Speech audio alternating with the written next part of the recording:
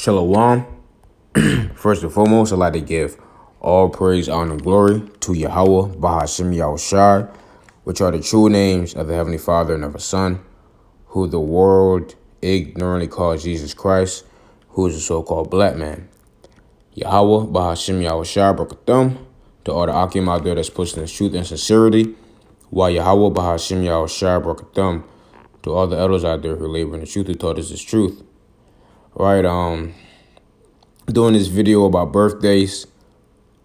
A brother asked me a question about it. I gave him a quick and short breakdown on it, on how it is off according to the Bible. And, I would just meditating further on the topic. And I decided to, look it up and see what these Christians say about it, about the matter. Now, this is from BeliefNet.com, and this article basically says the same thing as the rest of the articles that I read previously. It says, can Christians celebrate birthdays? Which a Christian professes themselves to be a spiritual Israelite, right? Which I'm going to get to that. Is there a biblical admonition to not celebrate one's birth? Right, so you got these people right here with a birthday cake, and we're going to get into that as well. It says, in almost every culture around the world, celebrations of life take place, and arguably nothing is as universally celebrated as the birthday. But whether Christians can or should celebrate birthdays has been a topic of debate in the religious space. While some take the instance that you're simply glorifying another's life, others believe it is a form of idolatry, and celebrating it takes away from the admiration and glory of the Most High. Now, what does the Bible say? Now, let's get down to the scriptures that they list, which they basically will list the same scriptures that we do. And this is how you know that. Matter of fact, let me not spoil it. It says, first, when the Bible mentions birthdays, which it has on 3 separate occasions, terrible things occurred. So, this just said, when the Bible mentions birthdays, which it has on 3 separate occasions, terrible things occurred. Terrible things happened when the celebration of one's birth happened, right? The first mention is in the book of Genesis. Pharaoh, who was the Egyptian Khan, celebrated his birthday by executing his butler and chief baker. Joseph was given a special interpretation of the incident by the Most High through a dream, and was told through his dream that Pharaoh would use his own birthday occasion to take his baker's life, and it would come 3 days after he interpreted the dream. The baker was hung at the party just as the dream foretold. The next time a birthday is mentioned in the Bible is in the New Testament, in the book of Matthew, the 14th chapter, verses 3 to 11, when Herod the Tetrarch grudgingly ordered the beheading of John the Baptist. Verse 6 mentions when Herod's birthday party, in which he got carried away and made a promise that he later regretted but couldn't back down from. Because of this, John the Baptist, a great figure of the Bible's life, was taken. And the last mention, which this is really the crazy one right here. The last mention is in the book of Job, with an account of a celebration that took place by Job's children. The Bible says in Job 1:4 that Job's 7 sons went and feasted in their houses, everyone his day, which is a birthday. You read different translations, it says in his appointed day, right? But I'm gonna bring out the NIV later. It says, and sent and called for their sisters to eat and drink with them.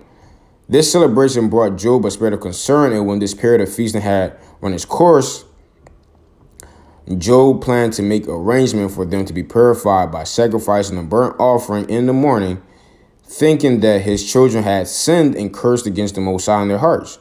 We later learn in this story that during the birthday party celebration of Job's older son, all of Job's 10 children lost their lives by a mighty wind that struck and collapsed their home. So we see here terrible things happen on birthdays, right? He said, while these three incidences resulted in murderous executions, they don't show or prove that the proper observance of a birthday is displeasing to God.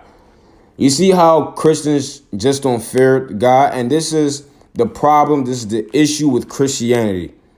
They don't have the fear of God in them. They don't.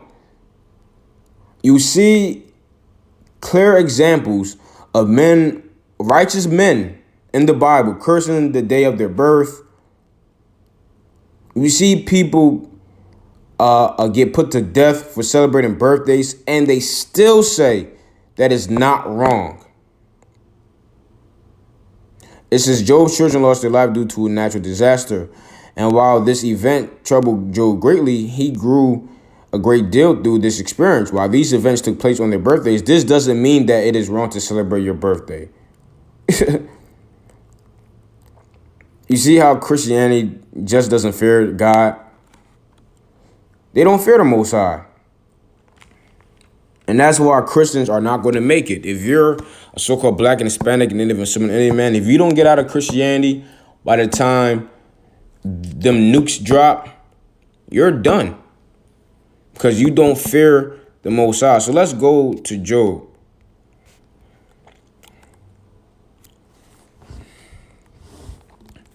Let's get Job 1 and 4.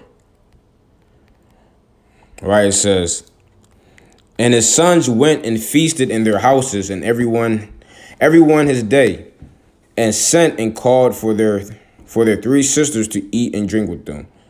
So let's do a comparative text right here. So this is the NIV. His sons used to hold feasts in their homes on their birthdays, and they would invite their three sisters to eat and drink with them. This is the New King James Version. And his sons would go and feast in their houses, each on his appointed day. What does that mean? Each on their appointed day. What do you think that means? On their birthday. On his day. Right? So now, let's go. Boom. Verse 13. And there was a day when his sons and his daughters were eating and drinking wine in their eldest brother's house. And there came a messenger unto Job and said, the oxen were plowing and the asses feeding beside them. And the Sabians fell upon them and took them away. Yea, they have slain the servants with the edge of the sword. And I only am escaped alone to tell thee. So we see here that they were put to death, okay, for eating and drinking for the celebration of birthdays, right? So now, let's go to Job, the 8th chapter.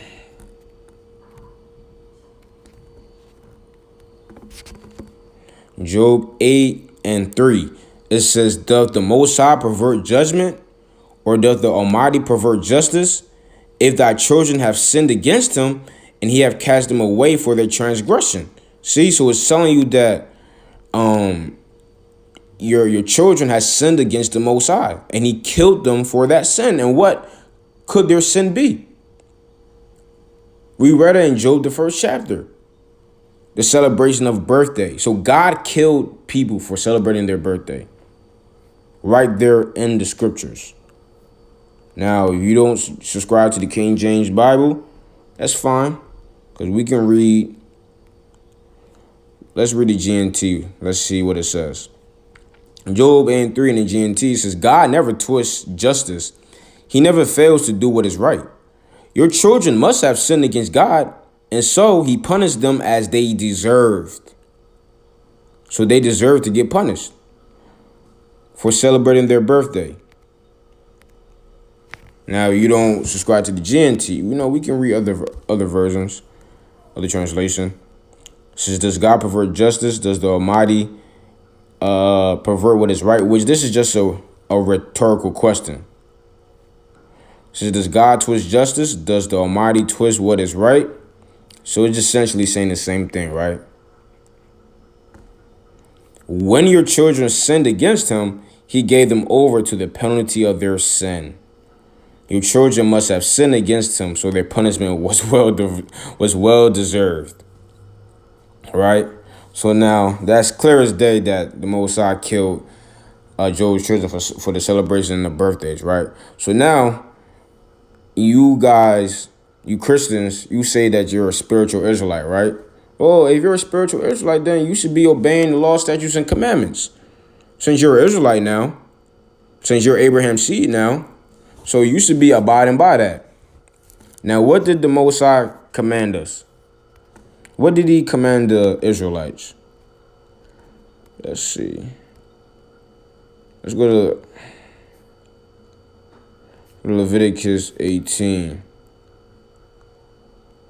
Okay, boom. It says, then the Lord said to Moses, speak to the Israelites and tell them, I am the Lord your God. You must not follow the practices of the land of Egypt, where you used to live, and you must not follow the practices of the land of Canaan, into which I am bringing you. You must not walk in their customs. So we can't follow the customs of the Egyptians. Don't do what the Egyptians do, right? So let's see. And you have Hebrew Israelites that celebrates birthdays too, which that is just crazy. But it says,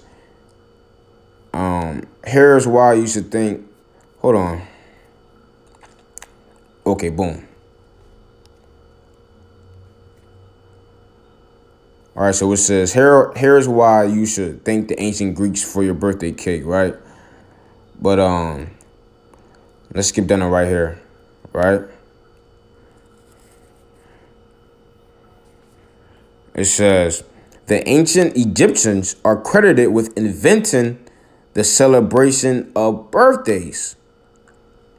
What did it say? The ancient Egyptians are credited with inventing the celebration of birthdays. So the Egyptians are the ones that invented the celebration of birthdays. And we know that the Egyptians were full of idolatry. It says they believed when pharaohs were crowned, they became gods. So their coronation day was a pretty big deal. That was their birth as a god. Ancient Greeks borrowed the tradition, but rightfully realized that dessert will make the celebration all the more meaningful. So the birthday cake come from the so-called white man that you people love to follow. So you see, birthdays came from the ancient Egyptians, and we're not even supposed to be following the ways of the Egyptians. So you spiritual Israelites and you Hebrew Israelites that's in the truth, God said not to follow the ways of the Egyptians. Right? And on birthdays, like the article said, it said, if you celebrate the birthday right. Well, nobody's doing that. And what is celebrating the birthday right? I have no clue. But when one's birthday usually approaches, what happens? You got people going to the extreme to please that one person. And that's what you do with the Most High. Or that's what you should do for the Most High.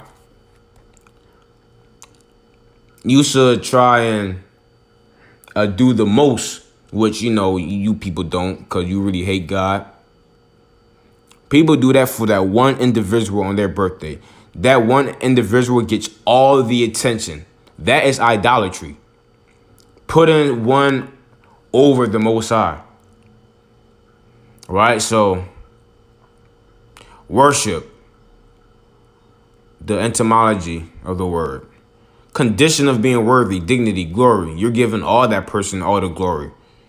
Everybody's huddled around. This day is about you. Oh, this is all about you. Okay? Parents do stuff that they normally wouldn't do for that one individual. It's not like they're saying, oh yeah, I'm blessed, I'm blessed to see another day, or I'm blessed to live another year. It's not none of that. It's full of idolatry. Right? It's a sense of reverence paid to a supernatural or divine being. So you're treating that person, although it's for a day or maybe 3 days, you're reverencing that person like they're a supernatural or a divine being. That's what you're doing. So that is idolatry. Let's look at what idolatry is. Idolatry, worship of idols and images, worship of idols. Image of a deity as an object, pagan worship.